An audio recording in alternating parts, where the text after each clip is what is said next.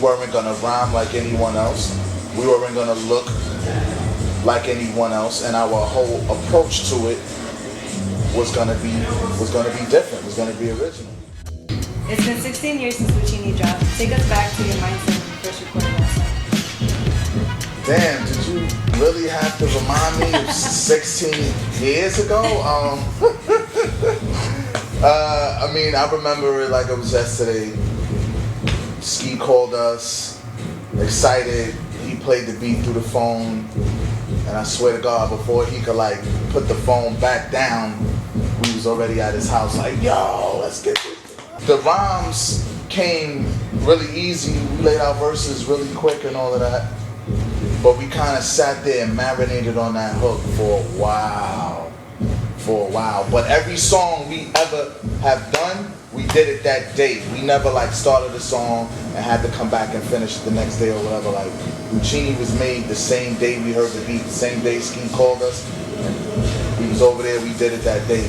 Why do you think that song still resonates to people to this day? Because you throw that beat on at the club, everybody's happy and everybody knows the words. Why do you think it's still sticks? I mean, I'm gonna put it like this, because I was about to say I don't wanna toot our horn or nothing like that, but that beat itself is just undeniable. It's a timeless piece. You could have farted, burped on it, you know what I'm saying? It was still destined to be what, you know, what it is. I'm just happy and blessed that it was us that, you know, that did it or whatever.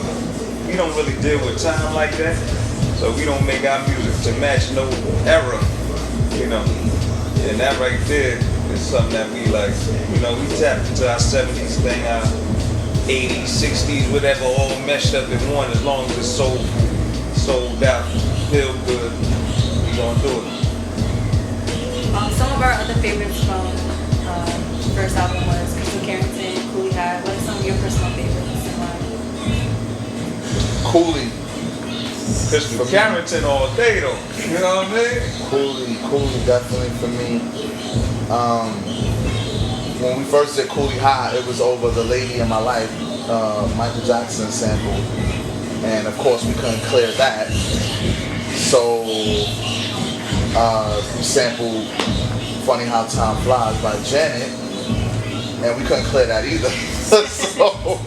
so we had it replayed, and I would love for us to find that the original version, because we gotta touch that song 3 times.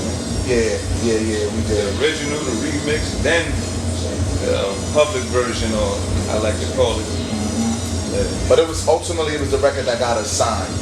That was the record that made people, you know, say, I want to take a chance with these cats right here. You know what I mean? That was our introduction to the world. Like, if I wouldn't rather be introduced any other way than Cooley High. What was your reaction hearing that song on the radio for the first time? Yeah, when it played in the movie, the Great White Hype movie, and I heard it on the radio for the first time. I think, like I see in movies how when that happens, they run around screaming like, "Oh, I'm on the radio!" I think I was probably the quietest of my life when that happened. Just kind of like, yeah, like this is really surreal. But hearing is like it's really unfolding right now. You know, everything we came up with at the table. Y'all got a knack for choosing samples now. I definitely want to commend y'all for that, you know. Y'all were talking about Cooley High. I actually just found that the Michael Jackson sample, I didn't know about it. But I've been listening to the Janet version. You know, musically, they both have the same chords. It's like the same feel for the most part. I don't know if that had anything to do with y'all choosing that particular track, but... That's crazy. But they definitely do got the same feel. Yeah. Nah, I never really noticed that until you said it. But what made you choose that feel? This was an ill scenario because Ski produced the first Cooley High, The Lady in My Life, the record that got us signed. They signed us off The Lady in My Life sample. We couldn't clear it, and it was his friend Jocko that sampled Janet. and you know, brought it to us, and we was like, oh, yo, this is crazy. This the new Cooley High. So we flipped it on that, and then Ski came in and he added the drums on it, and really trumped it up. I love Lady in My Life, of course, but that Janet record, I think I almost crashed when I first heard it.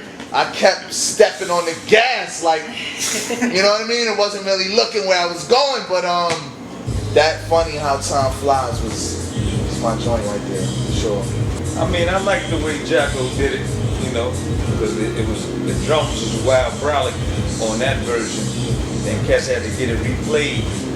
So he already know how I feel about it. Once it got replayed, I mean, I still dig it, because it's us, but I like the original version more of that particular Cooley High. How do you think your lyrical content has progressed throughout the years? I think there's been some inner conflict with us and our content, simply because it's like we love to rhyme how we rhyme, but you know, we always face, I don't really know what y'all saying, though, you know, I enjoy it, but I never. So there's been moments where we were like, you know what, let's try to write records where they could actually understand what we're saying, and then it's like afterwards we hear it back and we like, this is too, it's too, I understand too much of what's going on right now, like something don't feel right, you know what I mean? But I don't know, I think we are gonna always, and I'm not saying this in any type of like bragging or egotistical way at all, but I think we're gonna always just be somewhere else with it, because I mean that's just how we think. You make a lot of references to like cinema and all that, you know, and you kind of crazy with that wild slang terms and all that. Cats don't know what we're saying, but they feel it regardless. So you know, like you would have to have seen what we seen to kind of catch what we're saying. I like for scat. For scat? Yeah.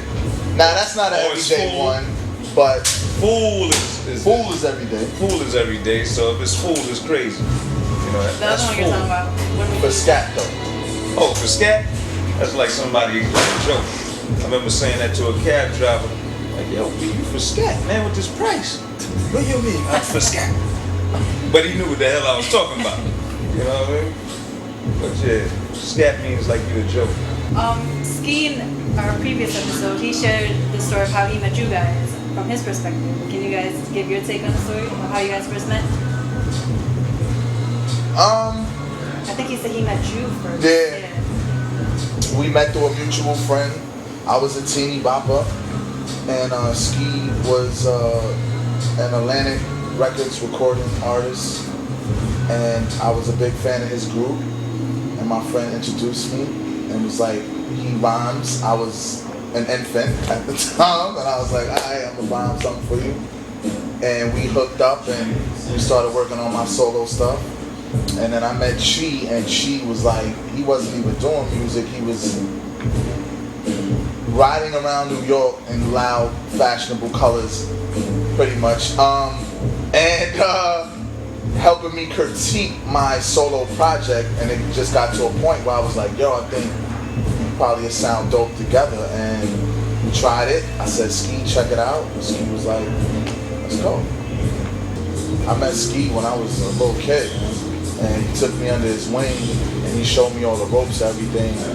And like, I mean, you know, that's my fan to the end of it. You know what I mean? He introduced me to all of this. You know?